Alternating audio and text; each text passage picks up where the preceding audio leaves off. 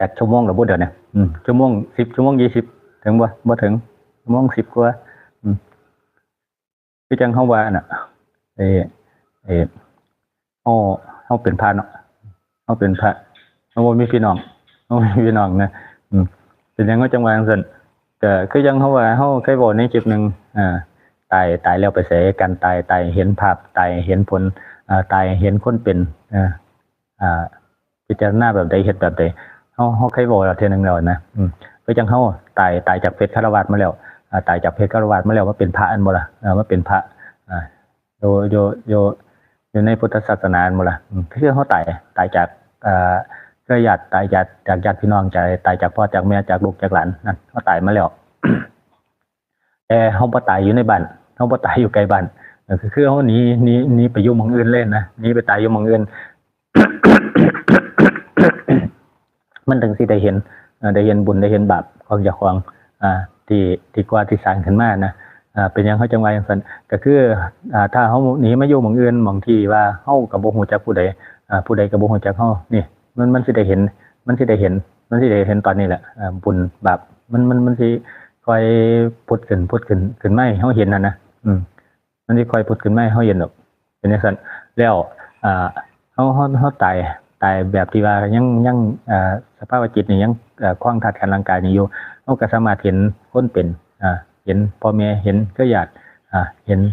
สิ่งต่างๆนะเห็นการเป็นอยู่ของเขารับรู้ได้นะรับรู้ได้มีความรู้สึกนั่นเป็นจังซั่นแล้วเฮาตายมาแล้วเฮาตายเป็นพระตายมาอยู่ในคาพาแล้วตายจากเพศคฤหัสถ์มาอยู่ในคาพาแล้วพี่น้องเฮาบ่มีแต่เฮามีพี่น้องอยู่เด้พี่น้องเฮาอยู่ไสอยู่น้ำข้างกำแพงวัดนั่นอยู่น้ำกรดอยู่น้ำข้างกำแพงวัดนะนั่นก็คือซุ่มที่เขาตายอีหลีเขามาอยู่น้ำข้างกำแพงวัดนั่นคือพี่น้องเฮาเป็นจังซั่น พี่น้องเฮานี่การตายแบบนี้บ่ว่าเฮาสิเป็นคนเป็นฆราวาสญาติโยมจังซี่ถ้าตายอีหลีนี่มันไปผู้เดียวมันบ่รู้จักไผแม่นบ่ล่ะบ่รู้จักไผคือมันไปเลยนะไปผู้เดียวเรื่องแต่บุญกับบาปที่คอยส่งเสริมหนุนนำส่งทางแม่นบ่ล่ะ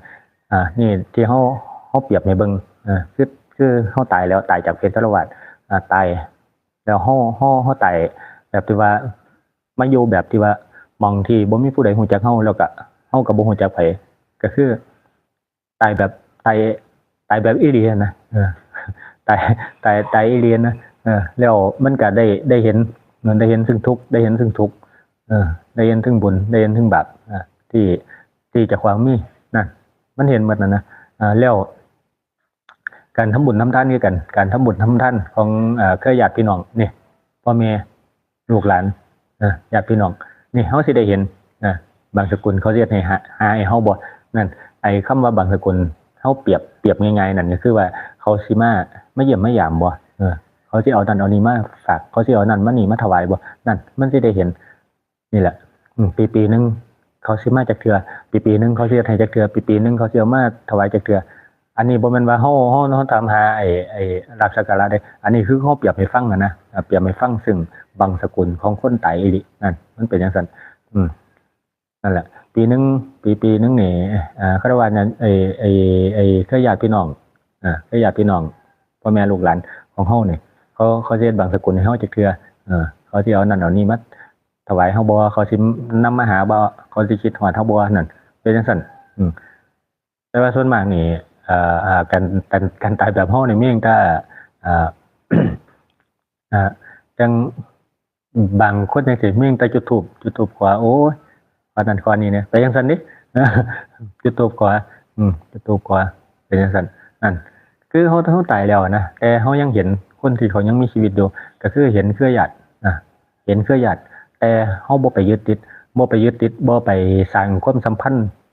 อีหยังต่อหั่นนะก็คือบ่ไปสร้างความสัมพันธ์แต่บ่ยึดติดแล้วก็คือเฮาได้เห็นก็คือสายใยนั่นก็คือเฮาบ่สร้างต่อหั่นนะมันประมาณนั้นก็คือเฮาเบิ่งอยู่ห่างๆไปประมาณนั้นแม่ว่าเฮาตายอีหลีนี่เฮาตายอีหลีไปอยู่นำข้างธาตุข้างกำแพงนี่เฮาก็ช่วยเหลือหยังเขาบ่ได้แม่นบ่น่ะแม้แต่ลุกขึ้นมากวาดมาเช็ดมาถูธาตุ ใส่กระดูกเจ้าของยังเฮ็ดบ่ได้ลุกขึ้นมาเฮ็ดบ่ได้แม่นบ่คั่นน่ะมันสิหกมันสิมีเศษขยะอีหยังถ้าลุกขึ้นมาเจ็บบ่ได้เฮ็ดบ่ได้แม่นบ่คันว่าบ่แม่นเนี่ยเว้าดังๆแต่มีปัญญาหลอกคนได้นะมันเป็นจังซั่นอีก มีปัญญาหลอกคนได้แต่บ่มีปัญญาเก็บเศษขยะบ่มีปัญญากวาดใบไม้ซอยพระซอยสงฆ์ได้นั่นมันเป็นอีหยังบ่มันเป็นจังซั่นแม่นบ่คั่นน่ะคันเว้าแล้วอย่าพากันอายนี่แหละเฮา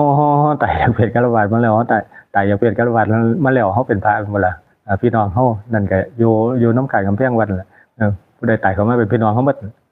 เป็นจังซั่นเป็นพี่น้องเฮาหมดเฮาสวดมนต์ทำวัดจังซี่เฮาพาสวดมนต์ทำวัดจังซี่เฮาสวดให้ไปเฮาพาพี่น้องเฮาสวดเขาจะมาสวดบ่สวดก็สร้างเขาแล้วเป็นจังซั่น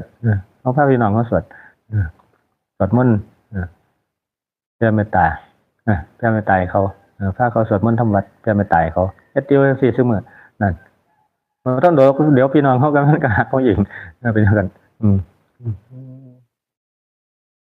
นี่แหละก็คือเฮามาอยู่นำวัดนำว่าจังซี่ตายจากเป็นฆราวาสมาอยู่นำวัดนำว่าเป็นพระเป็นสงฆ์จังซี่มันก็พาพี่น้องเฮาเฮ็ดอยู่จังซี่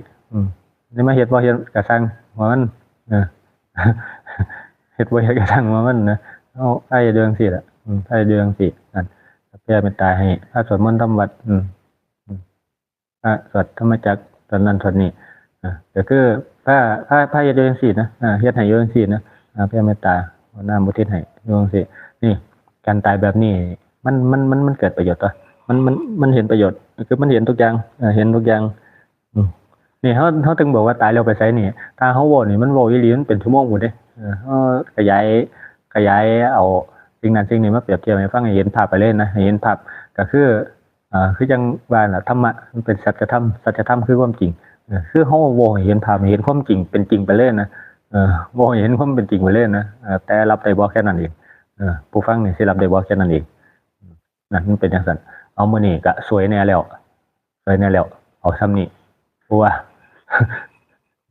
มันก็ได้เฮ็ดนั่นเฮ็ดนี่หลายอย่างอีกช่วงเช้าเฮาบ่ได้เว้าหลายปานใดดอกช่วงแลงก็บ่ค่อยได้เว้าหลายปานใดก็จังซี่แหละ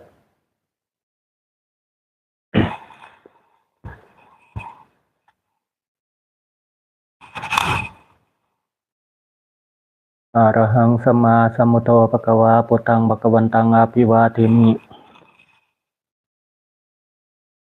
สวากขาโตภะคะวตาธัมโมธัมมังนัมมัสสามิ